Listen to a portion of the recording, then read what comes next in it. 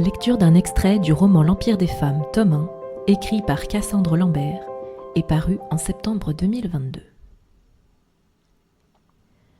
Nous nous mîmes en route, encadrés par 3 hommes de compagnie. L'immense amphithéâtre se dressait devant nous, le plus grand de Sapientia, et de loin, avec une circonférence de près d'un demi-kilomètre. La façade était composée de 4 étages, dont les cariatides, ces colonnes sculptées en forme de jeunes femmes, encadraient les arcades majestueuses. La foule se pressait à l'entrée, un morceau de poterie frappé d'un numéro à la main, indiquant la rangée et la place. Pas d'attente pour la famille Canatos. Nous fûmes escortés directement par une organisatrice jusqu'au podium, un balcon privé au milieu des gradins, qui bénéficiait du meilleur point de vue sur la reine.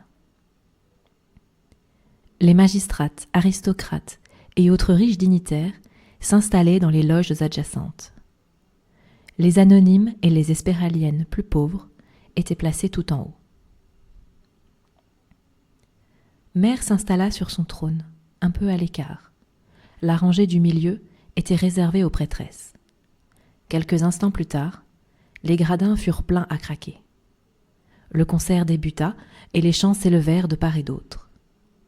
Les musiciennes étaient douées, mais je n'arrivais pas à me concentrer et à profiter de la musique. Vint le tour des prières, où nous récitâmes les chants sacrés. Les prêtresses donnèrent le rythme et lurent à voix haute différents versets. Puis vint le moment où Mère prit la parole. Elle descendit dans l'arène pour que l'écho de sa voix se répercute jusqu'au dernier gradin.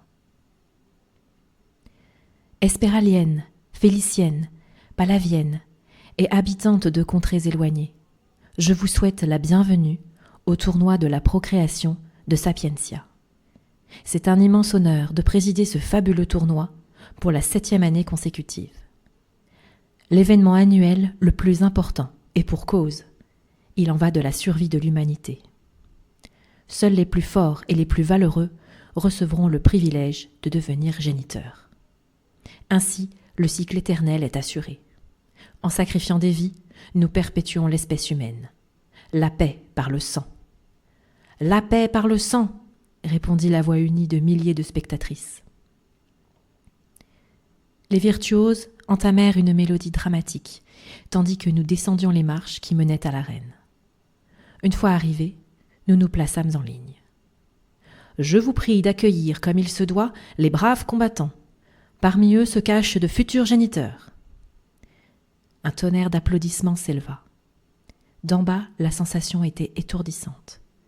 J'avais l'impression que les gradins pouvaient s'effondrer à tout moment sous le poids de toutes ces spectatrices.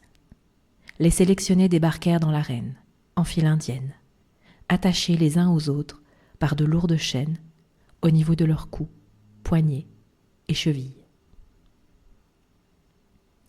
On vous attend nombreux au festival Les Oniriques du 22 au 23 mars 2025.